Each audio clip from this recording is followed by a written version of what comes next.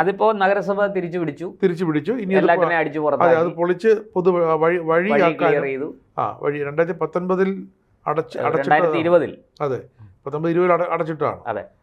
പിന്നെ EMS പറഞ്ഞത് ഭൂരിപക്ഷ വർഗീയതയാണ് ന്യൂനപക്ഷ വർഗീയതയേക്കാൾ അപകടം എന്ന് പറഞ്ഞു. അതെ.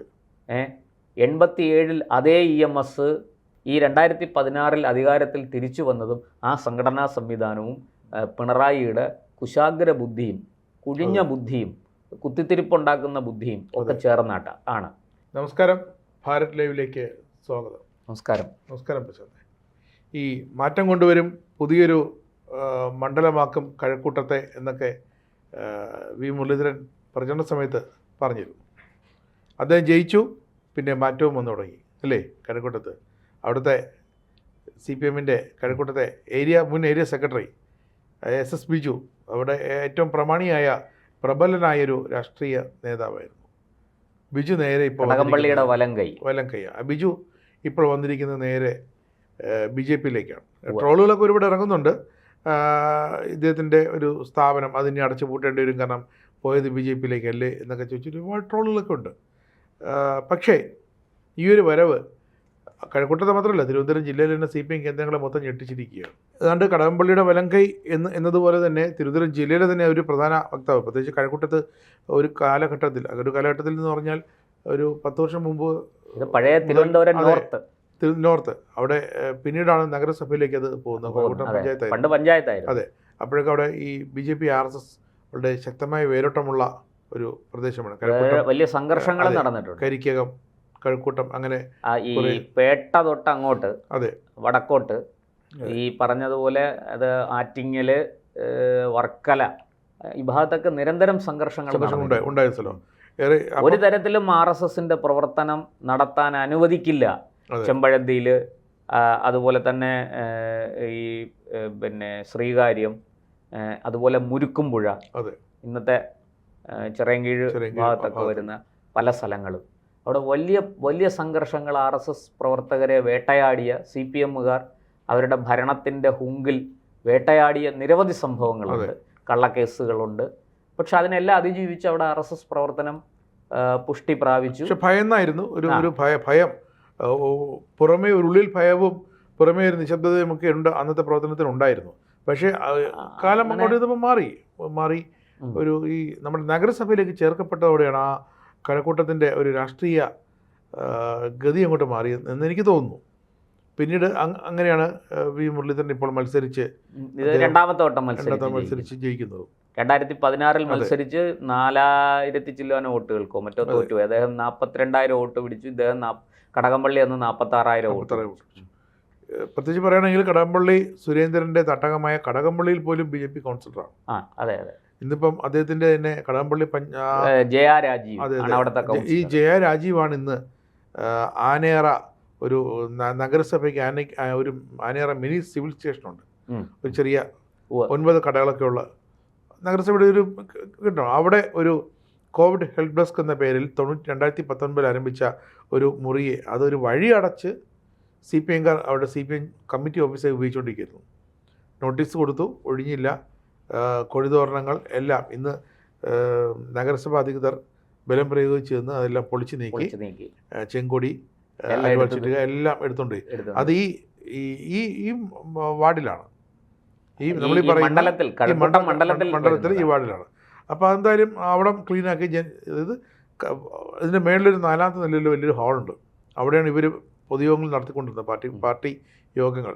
അവിടെ നിന്നുമാണ് അനധികൃതമായ വൈദ്യുതി എടുത്താണ്. ഇപ്പം വൈദ്യുതി മോഷണമുണ്ട്. ഈ കറണ്ട് എടുത്താണ്. അങ്ങനെയാണെന്ന് CPM-ന്റെ കയ്യിലായിരുന്നല്ലോ നഗരസഭാ ഭരണം. അതെ. അപ്പൊ അവരെന്തും കാണിക്കും. ഇതിൽ നിന്നും ചോദ്യം ചെയ്യാൻ ഒരു ഉദ്യോഗസ്ഥനും തയ്യാറാവില്ല, കാരണം പേടിയാണ്. ഒരു അനധികൃത കെട്ടിടമുണ്ടാക്കി കറണ്ട് എടുത്ത് അവിടെ സ്ഥിരം മദ്യപാനവും എല്ലാം അങ്ങനെ ദൃശ്യങ്ങൾ പുറത്ത് വന്നപ്പോഴാണ് ഒരു ക്ലബ്ബ് പോലെ രൂപീകരിച്ച് അതിപ്പോ നഗരസഭ തിരിച്ചു പിടിച്ചു. ഇനി അത് പൊളിച്ച് പൊതു വഴിയാക്കാൻ വഴി 2019 2020 അതെ 1920 അടച്ചിട്ടാണ്. അപ്പോൾ അങ്ങനെ അത്തരത്തിൽ CPM-ന്റെ ആ ഒരു അപ്രമാദത്വം നിലനിന്നിരുന്നൊരു പ്രദേശമാണ്. ഇതുപോലെ തന്നെയാണ് മറ്റ് പ്രദേശങ്ങളും. ഇപ്പം പ്രത്യേകിച്ച് ED ആക്രമിച്ച ആ കേസ് അക്കഞ്ചുമ കേസിൽ നമ്മുടെ ഒരു സഖാവിൻ്റെ വീടൊക്കെ നമ്മൾ കണ്ടായിരുന്നു, ജയിലിൽ പോയ CPM പ്രവർത്തകൻ്റെ. അതെ അതെ. അപ്പോൾ ഈ ജയിലിൽ പോയവർക്ക് ഇനി സഹായിക്കാൻ ആരും ഇല്ല എന്നൊരു തോന്നൽ അവരുടെയൊക്കെ കുടുംബങ്ങളിൽ ഇപ്പോൾ ഉയർന്നു വരുന്നുണ്ട്. പാർട്ടിക്കാർ പറഞ്ഞിട്ട് ചെയ്തതാണ്, അല്ല സന്തുഷ്ടപ്രായം പ്രതിയായതല്ല. പക്ഷേ അവരെ ഇറക്കാൻ പാർട്ടിക്ക് പറ്റുന്നില്ല. ഇനി അഥവാ ഈ വീട്ടുകാർക്ക് അറിയില്ലല്ലോ ഇത് മറ്റേ UAP അടക്കമുള്ള ഒരു അർത്ഥത്തിൽ പറഞ്ഞാൽ CPM-ന്റെ ഡിക്ലൈൻ തുടങ്ങുകയാണ്. അതെ, CPM-ന്റെ തകർച്ച പ്രത്യയശാസ്ത്രപരമായിട്ട് അവർ തകർന്നു കഴിഞ്ഞു. ഇനി അവരുടെ സംഘടനാ സംവിധാനത്തിൻ്റെ ബലത്തിൽ, അതായത് നമ്മളൊരു കഴിഞ്ഞ 20 വർഷത്തെ ചരിത്രം എടുത്ത് നോക്കിയാൽ, പ്രത്യേകിച്ച് 2004 അവർ കാണിച്ച ഏറ്റവും വലിയ മണ്ടത്തരം അതാണ്. 2004 BJP-യെ അകറ്റി നിർത്താൻ എന്ന പേരിൽ കേന്ദ്രത്തിൽ അവർ കോൺഗ്രസിനെ സപ്പോർട്ട് ചെയ്തു. അത് രാഷ്ട്രീയമായിട്ട് അവർക്കതൊരു വലിയ പരാജയമായിരുന്നു. ഒരു പക്ഷേ EMS-നെ പോലെ ഒരു നേതാവ് ജീവിച്ചിരുന്നെങ്കിൽ ഒരിക്കലും അദ്ദേഹം അതിന് സമ്മതിക്കില്ലായിരുന്നു. എൻ്റെ ഓർമ്മ ശരിയാണെങ്കിൽ EMS 97-98 ആ കാലത്താണ് അദ്ദേഹം മരിക്കുന്നത്, അല്ലേ? 97-ന് ശേഷം 98. അപ്പോൾ അതിന് മുമ്പ് കോൺഗ്രസ് പിന്തുണയോടുകൂടി ജനതാദളിൻ്റെ നേതൃത്വത്തിൽ ഭരണം വന്നിരുന്നു. അത് ഇടതുപക്ഷക്കാർ പിന്തുണച്ചിരുന്നു. അതിനെ ഇടതുപക്ഷത്തിൻ്റെ MLA-മാരും MP-മാരും ഒക്കെ കേന്ദ്ര ഭരണത്തെ പിന്തുണച്ചിരുന്നു. പക്ഷേ ഇവരെല്ലാവരും ചേർന്ന് BJP-യെ അകറ്റി നിർത്താൻ വേണ്ടി കോൺഗ്രസിനെ പിന്തുണയ്ക്കുക എന്ന് പറയുന്ന ഒരു നയം അന്നില്ലായിരുന്നു. അന്ന് EMS അതിന് സമ്മതിച്ചിരുന്നില്ല. അതിൻ്റെ അപകടം EMS-ന് അറിയാമായിരുന്നു. EMS-ൻ്റെ കാലം കഴിഞ്ഞു. 2004 ആയപ്പോഴേക്കും BJP-യെ അധികാരത്തിൽ നിന്ന് അകറ്റി നിർത്താൻ എന്ന വ്യാജേന കോൺഗ്രസിനെ പിന്തുണച്ചു. അത് പിന്തുണച്ചതിന് പല കാരണങ്ങളുണ്ട്. പല നേട്ടങ്ങളും അതുകൊണ്ടുണ്ടാക്കാൻ പാർട്ടിയിലെ സമുന്നതരായ നേതാക്കൾക്ക് സാധിച്ചു. ഹർകിഷൻ സിംഗ് സുർജിത്തിനെ പോലെ, പിണറായി വിജയനെ പോലെയുള്ള ചില നേതാക്കൾക്ക് ഈ സഖ്യം ആവശ്യമായിരുന്നു. പ്രത്യേകിച്ചും ലാവ്ലിൻ കേസിന് എന്ത് സംഭവിച്ചു എന്ന് നമ്മൾ അന്വേഷിക്കേണ്ടത് 2004 ആ കാലഘട്ടത്തിലെ രാഷ്ട്രീയ സംഭവ വികാസങ്ങളുടെ അടിസ്ഥാനത്തിലാണ്. കോൺഗ്രസ് ആണെങ്കിലും മുതല കുഞ്ഞുങ്ങൾക്ക് തീറ്റ കൊടുത്തുകൊണ്ടിരിക്കുകയാണ്. അല്ല, എന്തായാലും അങ്ങനെയൊക്കെ ചെയ്ത CPM 2009 ആയപ്പോൾ ബംഗാളിലും കേരളത്തിലും വലിയ മുന്നേറ്റമാണ് 2004 അവരുണ്ടാക്കിയത്. പക്ഷേ 2009 ആയപ്പോൾ ബംഗാളിലും തകർന്നു, കേരളത്തിലും തകർന്നു. കേരളത്തിൽ നിന്ന് 4 സീറ്റാണ് കിട്ടിയത്. CPI-ക്ക് 1 സീറ്റ് പോലും കിട്ടിയില്ല, അല്ലേ? എൻ്റെ ഓർമ്മ ശരിയാണ്. സമ്പത്ത്, MP രാജേഷ്, PK ബിജു, പിന്നെ കാസർഗോഡ് നിന്ന് കരുണാകരൻ, ഈ 4 പേരാണ് ജയിച്ചത്. ആറ്റിങ്ങൽ, ആലത്തൂർ, പാലക്കാട്, കാസർഗോഡ്. ബാക്കി എല്ലായിടത്തും CPM തോറ്റ് തൊപ്പിയിട്ടു. കാരണം എന്താണെന്ന് വെച്ചാൽ ജനം ആലോചിച്ചപ്പോൾ എന്തിനാണ് ഇവരെ 2 പേരെ ഇങ്ങനെ മാറി മാറി ജയിപ്പിക്കുന്നത്? ഇതിൻ്റെ ആവശ്യമില്ല. ഇവർ പോയാലും കോൺഗ്രസിനെയല്ലേ പിന്തുണയ്ക്കുന്നത്, എന്നാൽ പിന്നെ കോൺഗ്രസിനെ ജയിപ്പിക്കും. അതുകൊണ്ട് അവർ കോൺഗ്രസിനെ പിന്തുണച്ചു. 2009 തെരഞ്ഞെടുപ്പ് കഴിഞ്ഞപ്പോൾ കോൺഗ്രസിന് എത്ര മന്ത്രിമാരെയാണ് കിട്ടിയത്? എത്ര സഹമന്ത്രിമാർ കേരളത്തിന് കിട്ടി? മുല്ലപ്പള്ളി, വയലാർ രവി, അങ്ങനെ എത്ര പേര് വന്നു? പിന്നെ E. അഹമ്മദ്, AK ആന്റണി പ്രതിരോധ മന്ത്രിയായിരുന്നു, രാജ്യസഭയിൽ നിന്ന് ജയിച്ചു. അപ്പോൾ ഇതൊക്കെ ഈ അന്ന് തൊട്ടേ CPM-ന് പ്രത്യയശാസ്ത്രപരമായിട്ട് വലിയ പരാജയം സംഭവിച്ചു. അവർ ഈ പ്രഖ്യാപിത കമ്മ്യൂണിസ്റ്റ് മാർക്സിസ്റ്റ് ലൈനിൽ നിന്ന് വ്യതിയാനം വന്നു. അത് സോവിയറ്റ് യൂണിയൻ്റെ തകർച്ചയോടെ തന്നെ കേരളത്തിലൊക്കെ അതിന് മാറ്റം വന്നു തുടങ്ങിയെങ്കിലും അതിൻ്റെ ഒരു അതിരൂക്ഷമായ കടന്നാക്രമണം ഉണ്ടായത് ഈ 2004 ശേഷമാണ്. അപ്പോൾ പാർട്ടി ലൈൻ മൊത്തം മാറി. അത് പ്രത്യയശാസ്ത്രം പൊളിച്ചെഴുതി തുടങ്ങി. എന്ന് മാത്രമല്ല, ഒന്ന് ആലോചിച്ച് നോക്കണം, 1967 പിന്നെ EMS പറഞ്ഞത് ഭൂരിപക്ഷ വർഗീയതയാണ് ന്യൂനപക്ഷ വർഗീയതയേക്കാൾ അപകടം എന്ന് പറഞ്ഞു. 87 അതേ EMS ശരീഅത്തിനെതിരെ പ്രസംഗിച്ച് പാറശാല തൊട്ട് മഞ്ചേശ്വരം വരെ പ്രചാരണം നടത്തി. ശരീഅത്ത് വരാൻ പോകുന്നു, ഷാബാനു കേസൊക്കെ നമുക്ക് ഓർമ്മയുണ്ടല്ലോ. അങ്ങനെ ശരീഅത്തിനെതിരെ വലിയ രീതിയിൽ പ്രചാരണം നടത്തിക്കൊണ്ട് ഭൂരിപക്ഷ വർഗീയതയെ സ്വീകരിച്ചു, അല്ലേ? അങ്ങനെയല്ലേ പറയേണ്ടത്. 67 ഭൂരിപക്ഷ വർഗീയതയ്ക്ക് അയിത്തം കൽപ്പിച്ച് മാറ്റി നിർത്തിയ EMS 87 20 വർഷം കഴിഞ്ഞപ്പോൾ 87 ആയപ്പോൾ അതിനെ സ്വീകരിച്ചു. എന്നിട്ട് ന്യൂനപക്ഷ വർഗീയതയെ തള്ളിപ്പറഞ്ഞു.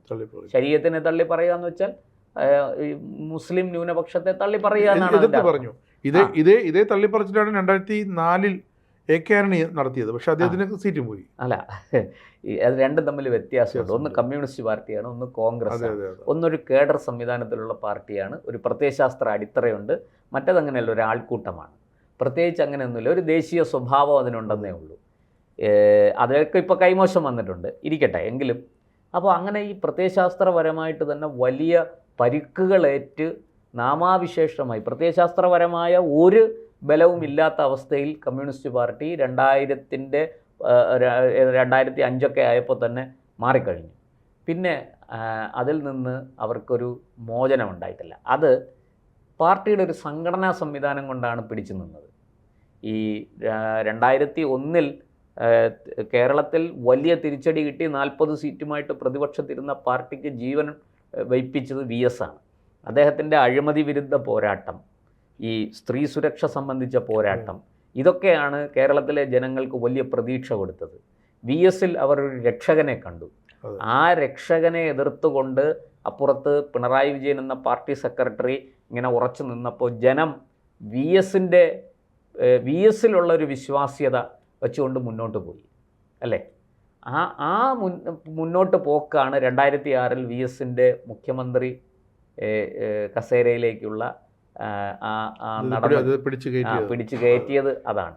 പക്ഷേ ആ പാർട്ടി പതുക്കെ നമ്മൾ കാണുന്നത് ഇവിടെയെല്ലാം തെരഞ്ഞെടുപ്പുകളിലൊക്കെ പാർട്ടി ജയിച്ചു. 2011 ഉമ്മൻചാണ്ടിയെ മുൾമുനയിൽ നിർത്തുന്ന ഒരു തെരഞ്ഞെടുപ്പ് ഫലം ഉണ്ടാക്കിയെടുക്കാൻ കമ്മ്യൂണിസ്റ്റ് പാർട്ടിക്ക് VS-ന് കഴിഞ്ഞു. അത് പിണറായിയുടെ മിടുക്കല്ല. പിണറായി അവിടെ നടത്തിയ കാണിച്ച മിടുക്കെന്ന് പറയുന്നത് ഏതാനും സീറ്റുകളിൽ തോറ്റുകൊണ്ട് UDF-നെ ഭരണത്തിൽ കയറ്റി VS-നെ തുടർഭരണത്തിൽ നിന്ന് മാറ്റി നിർത്തി. അന്ന് VS-ന് തുടർഭരണം കിട്ടിയിരുന്നെങ്കിൽ കമ്മ്യൂണിസ്റ്റ് പാർട്ടി നമ്മൾ ഇന്ന് കാണുന്നത് പോലെയല്ല. ഈ പിണറായിസം എന്ന് പറയുന്ന ഒരു സാധനമേ കമ്മ്യൂണിസ്റ്റ് പാർട്ടി, ആ പിണറായി തന്നെ മെയിൻ സ്ട്രീമിൽ നിന്ന് അപ്രത്യക്ഷനായന് ഇരിക്കട്ടെ. അപ്പോൾ ആ സംഘടനാ സംവിധാനം കുറേയൊക്കെ ശക്തമായിരുന്നു. ഈ 2016 അധികാരത്തിൽ തിരിച്ചു വന്നതും ആ സംഘടനാ സംവിധാനവും പിണറായിയുടെ കുശാഗ്ര ബുദ്ധിയും കുഴിഞ്ഞ ബുദ്ധിയും കുത്തിത്തിരിപ്പുണ്ടാക്കുന്ന ബുദ്ധിയും ഒക്കെ ചേർന്നാണ്. അത് പക്ഷേ ഇനി പഴയതുപോലെ അതിനും ഇപ്പോൾ ബലമില്ല എന്നാണ് 2026 തെരഞ്ഞെടുപ്പ് തെളിയിച്ചിരിക്കുന്നത്. കേവലം 10 വർഷം കൊണ്ട് ആ സംഘടനാ സംവിധാനത്തെ ജനം വെറുത്തു, പാർട്ടി അണികൾ തന്നെ വെറുത്തു. അതിൻ്റെ ഉദാഹരണമാണ് SS ബിജുവിനെ പോലെയുള്ള തലമുതിർന്ന നേതാക്കൾ. ഒന്ന് ആലോചിച്ച് നോക്കൂ, അദ്ദേഹത്തിന് ഇനിയൊരു അംഗത്തിന് ബാല്യമുള്ള ആളല്ല SS ബിജു, പ്രായം ഏറെയായി. പക്ഷെ ആ SS ബിജു പോലും കമ്മ്യൂണിസ്റ്റ് പാർട്ടിയെ വിട്ടിട്ട് അവരുടെ ചിരവൈരികളായ BJP, പറഞ്ഞല്ലോ, ഈ തിരുവനന്തപുരം നോർത്ത്, പഴയ ഇന്നത്തെ കഴക്കൂട്ടം, പഴയ തിരുവനന്തപുരം കോൺഗ്രസും അവർക്കൊരു പ്രശ്നമേ ഇല്ലായിരുന്നു. പക്ഷെ അവിടെ RSS-ഉം ഇവരുമായിട്ടുള്ള CPM-ഉമായിട്ടുള്ള സംഘർഷം വളരെ കൂടുതലായിരുന്നു, രൂക്ഷമായ സംഘർഷം. അതങ്ങനെ പടർന്നങ്ങ് ആറ്റിങ്ങിൽ കഴിഞ്ഞുമൊക്കെ പോയിരുന്നു. നിരവധി പേർ കൊല്ലപ്പെട്ടു, 2 ഭാഗത്തും ആൾനാശം ഉണ്ടായി. അങ്ങനെ പല പ്രശ്നങ്ങളും ഉണ്ടായിട്ടുണ്ട്. കൂടുതലും RSS-കാരാണ് കൊല്ലപ്പെട്ടത്. മുരുക്കുമ്പുഴയിലൊക്കെ 3 പേരെ ചെളിയിൽ ചവിട്ടിത്താഴ്ത്തി വയലിൽ ചവിട്ടിത്താഴ്ത്തി കൊലപ്പെടുത്തിയ സംഭവങ്ങളുണ്ട്. അപ്പോൾ ഇപ്പോൾ അതൊക്കെ പറഞ്ഞ ഇതിന് നമ്മൾ വെറുതെ പഴയ കാര്യങ്ങൾ പറഞ്ഞ് വീണ്ടും പ്രശ്നങ്ങൾ ഉണ്ടാക്കുന്നു എന്ന് വിചാരിച്ചിട്ടാണ് ഞാൻ കൂടുതൽ ആഴങ്ങളിലേക്ക് പോകാത്തത്. പക്ഷെ ഇതൊന്നും നിഷേധിക്കാൻ പറ്റില്ല. അപ്പോൾ അങ്ങനെ SS ബിജുവിനെ പോലെ കമ്മ്യൂണിസം എന്താണെന്ന് നന്നായിട്ട് അറിയുന്ന, ഒരുപക്ഷെ കടകംപള്ളിയേക്കാൾ കൂടുതൽ പ്രത്യയശാസ്ത്ര പ്രതിബദ്ധതയും കമ്മ്യൂണിസം എന്ന ആശയം നന്നായിട്ട് മനസ്സിലാക്കുകയും ചെയ്ത ഒരാൾ പാർട്ടി വിട്ടിട്ട് അവരുടെ ചിരവൈരിയായ BJP, അവരേതാശയത്തെയാണോ ഏറ്റവും കൂടുതൽ എതിർത്തുകൊണ്ടിരിക്കുന്നത് ആ ആശയം പേറുന്ന ഒരു പാർട്ടിയിലേക്ക് വരിക, ആശ്രയം തേടി വരിക എന്ന് പറഞ്ഞാൽ അത് തീർച്ചയായിട്ടും കമ്മ്യൂണിസ്റ്റ് പാർട്ടിയുടെ വമ്പൻ പരാജയമാണ്. അത് 100 തെരഞ്ഞെടുപ്പുകളിൽ തോൽക്കുന്നതിനേക്കാൾ മാരകമായ പരാജയമാണ് എന്ന് ഞാൻ പറയും. അതായത് പ്രത്യയശാസ്ത്രപരമായി തകർന്ന പാർട്ടി സംഘടനാപരമായും തകർന്നുകൊണ്ടിരിക്കുന്നു. ഈ പ്രത്യയശാസ്ത്രം നഷ്ടപ്പെട്ട് കഴിഞ്ഞാൽ പിന്നെ ഇവരെ തകർക്കാൻ വളരെ എളുപ്പമാണ്. നിങ്ങൾ മനസ്സിലാക്കേണ്ടത് കോൺഗ്രസിനെ തകർക്കാൻ പറ്റില്ല, എളുപ്പമല്ല. കാരണം അതിനൊരു പ്രത്യയശാസ്ത്രമില്ല. അതൊരു ഈ പറഞ്ഞതുപോലെ ഇന്ത്യൻ ദേശീയത എന്ന് പറയുന്ന ബ്രിട്ടീഷുകാർക്കെതിരെ ഇവർ പറയുന്നല്ലോ, ബ്രിട്ടീഷുകാർ ഭരിക്കാൻ വന്നപ്പോഴാണ് നമുക്കൊരു ദേശീയ ബോധം തന്നെ ഉണ്ടായത്. അത് ഈ കോൺഗ്രസ്സിനുണ്ടായതാണ്. കോൺഗ്രസ് എന്ന ഒരു സംഘടന രൂപപ്പെടാൻ വേണ്ടിയിട്ട് ഉണ്ടായ ഒരു നരേറ്റീവാണ്. സത്യത്തിൽ ഇന്ത്യൻ ദേശീയത അങ്ങനെയൊന്നും അല്ല. അതിനൊക്കെ അപ്പുറത്ത് ഇന്ത്യൻ ദേശീയതയ്ക്ക് വേറെ ഒരുപാട് ചരിത്രമുണ്ട്. ഞാനിപ്പോൾ അതിലേക്ക് പോകുന്നില്ല. നമുക്ക് ആരോട് വേണമെങ്കിലും അതിനെക്കുറിച്ച് നമുക്ക് സംസാരിക്കാം. ഒന്നും വിഷയമൊന്നുമല്ല. ഭാരതത്തിൻ്റെ പ്രാചീന പാരമ്പര്യം 5000 വർഷം മുമ്പ് തന്നെ മഹാഭാരതം, ഈ പറയുന്ന കുരുക്ഷേത്ര യുദ്ധം നടന്നുവെന്നും അതിൽ മലയാളികൾ പങ്കെടുത്തു, അതായത് ഈ തെക്കൻ പ്രദേശത്തുനിന്നുള്ള ആൾക്കാർ പങ്കെടുത്തു എന്നുള്ളതിന് വ്യാസൻ തന്നെയാണ് തെളിവ്, മഹാഭാരതം തന്നെയാണ് തെളിവ്. അല്ലാതെ നമ്മളിതൊന്നും നമ്മുടേതായ കയ്യിൽ നിന്നിട്ട് പറയുന്നതല്ല. ഇരിക്കട്ടെ, ഞാൻ പറഞ്ഞു വന്നത്, അപ്പോൾ SS ബിജുവിനെ പോലൊരാൾ പാർട്ടി വിട്ട് വരുന്നെങ്കിൽ പ്രത്യയശാസ്ത്രത്തെ തള്ളിപ്പറഞ്ഞിരിക്കുന്നു, പാർട്ടിയുടെ സംഘടന. ഈ പ്രത്യയശാസ്ത്രം തള്ളിപ്പറഞ്ഞാലും പ്രത്യയശാസ്ത്രം പരാജയപ്പെട്ടു എന്ന് മനസ്സിലാക്കിയാലും ചിലർ പാർട്ടി തന്നെ നിൽക്കും. കാരണം അതിൻ്റെ സംഘടനാ സംവിധാനം ചിലപ്പോൾ ഇല്ലെങ്കിൽ മാഷാ അള്ളാ സ്റ്റിക്കർ ഒട്ടിച്ച് ഇന്നോവ വീട്ടിൽ വന്നെങ്കിലോ എന്ന് പേടിച്ചിട്ട്. കാരണം ആ സംഘടനാ സംവിധാനം അങ്ങനെയാണ്. നിങ്ങളിപ്പോഴും നോക്കൂ, ആ സംഘടനാ സംവിധാനം തകർന്നു എന്നുള്ളതിൻ്റെ ഏറ്റവും നല്ല തെളിവാണ് കണ്ണൂരിലെ കുഞ്ഞികൃഷ്ണൻ്റെയും ഗോവിന്ദൻ്റെയും വിജയം, അമ്പലപ്പുഴയിലെ G സുധാകരൻ്റെ വിജയം. പാർട്ടി കോട്ടയായ തളിപ്പറമ്പും ഇവിടെയൊക്കെ കുഞ്ഞികൃഷ്ണനെ പോലെയും ഗോവിന്ദനെ പോലെയുള്ള ആൾക്കാർ വിജയിക്കുക, പിന്നെ ശൈലജ ടീച്ചറിനെ പോലെ ഒരാൾ തോക്കുക, പിണറായി വിജയൻ ധർമ്മടത്ത്, പാർട്ടിയുടെ പൊന്നാപുരം കോട്ട എന്ന് പറയുന്ന ധർമ്മടത്ത് 6 റൗണ്ട് വെള്ളം കുടിക്കുക, അതും ആർക്കും അറിഞ്ഞുകൂടാതിരുന്ന വലിയ പ്രചാരണമൊന്നും നടത്താത്ത ഒരു സ്ഥാനാർത്ഥിക്ക് മുന്നിൽ, ഇവരുടെ ഭാഷയിൽ പറഞ്ഞാൽ ഇവർ പറയുന്നത് ഇവർക്കെതിരെ മത്സരിക്കുന്ന മുസ്ലിങ്ങളെല്ലാം തീവ്രവാദികളാണെന്നാണ് CPMൻ്റെ പക്ഷം. അങ്ങനെയൊക്കെ ഇവർ ആക്ഷേപിക്കുകയും അധിക്ഷേപിക്കുകയും ചെയ്ത ഒരു സ്ഥാനാർത്ഥിയുടെ മുന്നിൽ 6 റൗണ്ടാണ് പിണറായി വിജയൻ വെള്ളം കുടിച്ചത്. 7ാമത്തെ റൗണ്ടിലാണ് അദ്ദേഹത്തിന് പതുക്കെ മുന്നോട്ട് വരാൻ സാധിച്ചത്.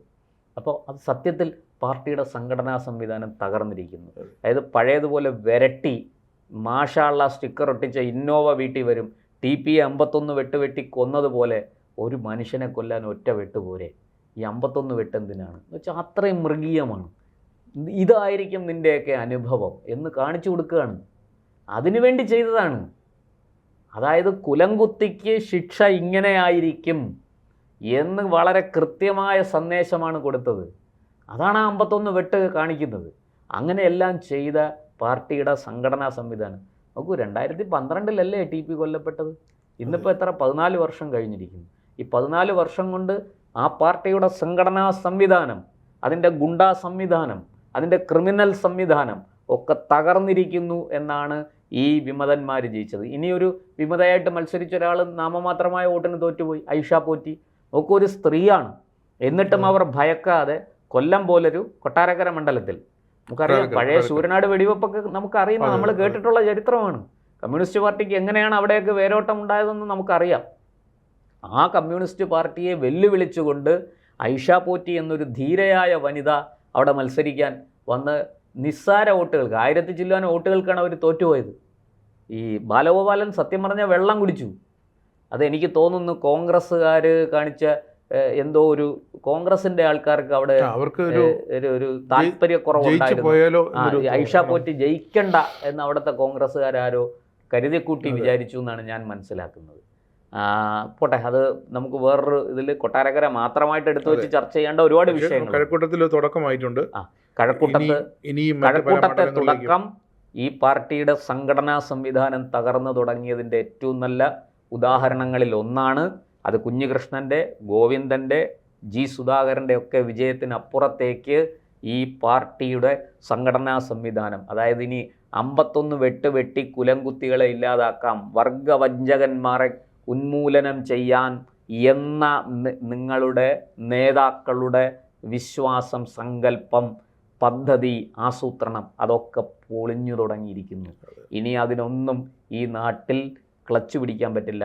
ഇപ്പോൾ കുറേ ഗുണ്ടകളെ ഇറക്കി, പാർട്ടി പ്രവർത്തകരെന്നുള്ള പേരും കൊടുത്ത് കുറേ ഗുണ്ടകളെ ഇറക്കി ED ആക്രമിച്ചതുപോലെ ഞങ്ങൾ എന്തിനേയും എന്ന് വെച്ചാൽ ED ആക്രമിച്ച് ഒന്ന് ആലോചിച്ച് നോക്കൂ. വീണ വിജയനെ ചോദ്യം ചെയ്യാൻ വന്ന ED ആക്രമിക്കേണ്ട കാര്യം, വീണ വിജയന് CPMുമായിട്ട് എന്ത് ബന്ധം? വീണയുടെ അച്ഛൻ കേരളത്തിന്റെ മുഖ്യമന്ത്രിയായിരുന്നു, പാർട്ടിയുടെ സമുന്നതനായ നേതാവ്. അറിയില്ലല്ലോ, പാർട്ടി AK സെന്ററിൽ നിന്ന് പറഞ്ഞു, എല്ലാവരും എത്താൻ പറഞ്ഞു ചെയ്തു. അല്ലാതെ ഇവർ ചോദ്യം ചെയ്യുന്ന പിണറായി വിജയനെയാണോ അതോ വീണ വിജയനെയാണോ അതോ പിണറായി വിജയന്റെ ഭാര്യ, ഈ ഗുണ്ടകൾക്ക് അറിയില്ലല്ലോ, പിണറായി വിജയന്റെ ഭാര്യ ശ്രീമതി കമലയാണോ എന്ന് അറിയില്ലല്ലോ. അല്ല, അങ്ങനെ ആ സംഘടനാ സംവിധാനത്തിന് അതിൻ്റെ മുഖത്തേറ്റ അടിയാണ് ഇതെല്ലാം. അതിൽ ഒടുവിലത്തേതാണ് എസ് ബിജുവിന്റെ തുടക്കം. ഇതൊരു തുടക്കമാണ്. അല്ല, ഞാൻ പറഞ്ഞത് അത് തുടക്കമാണ്, അതല്ല ഇതുവരെ ഉള്ള സംഭവങ്ങളിൽ ഏറ്റവും ഒടുവിലത്തേതാണ് എസ് ബിജുവിന്റെ ഈ മാറ്റം. അത് താങ്കൾ പറഞ്ഞതുപോലെ ഇനി ഇത് ഒരു ഏരിയ കമ്മിറ്റി തലത്തിൽ ഞാനൊരു കാര്യം പറയട്ടെ. CPM-ന്റെ ഒരു സംസ്ഥാന നേതാവിനെ അവിടെ നിന്ന് അടർത്തി വേറൊരു പാർട്ടിയിലേക്ക് കൊണ്ടുവരാൻ വലിയ പ്രയാസമൊന്നുമില്ല. അങ്ങനെ പോയ ഒരുപാട് ആൾക്കാരുണ്ട്. പക്ഷെ താഴെ തട്ടിൽ അണികൾ നമ്മൾ മനസ്സിലാക്കേണ്ടത് CPM-ന്റെ ശക്തി അവിടെയാണ്. ഒരു ലോക്കൽ കമ്മിറ്റിയിൽ, ഒരു ബ്രാഞ്ച് കമ്മിറ്റിയിൽ, ഒരു ഏരിയ കമ്മിറ്റിയിലൊക്കെയാണ് ശക്തി കിടക്കുന്നത്. അവരാണ് ഈ പാർട്ടിയെ നിലനിർത്തുന്നത്. അല്ലാതെ പിണറായി വിജയനും A റഹീമും ഒന്നുമല്ല.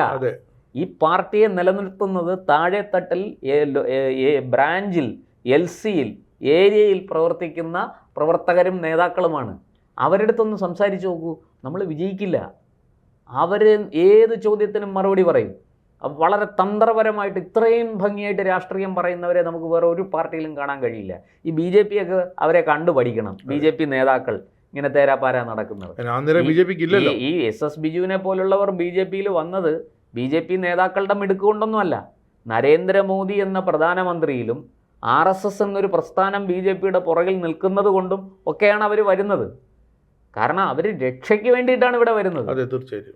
വേറെ വഴിയില്ല. അതിനകത്ത് നിന്നിട്ട് ഇനി കാര്യമില്ല. അതിനകത്ത് നിന്നാൽ ഒന്നുകിൽ ഈ കള്ളന്മാർക്ക് ഓശാന പാടണം, അല്ലെങ്കിൽ ഇതിനെ എതിർക്കണം. എതിർത്താൽ നമ്മളെ റെഡിയാക്കും. ആ ജീവനും കൊണ്ടാണ് ഓടി വരുന്നത്.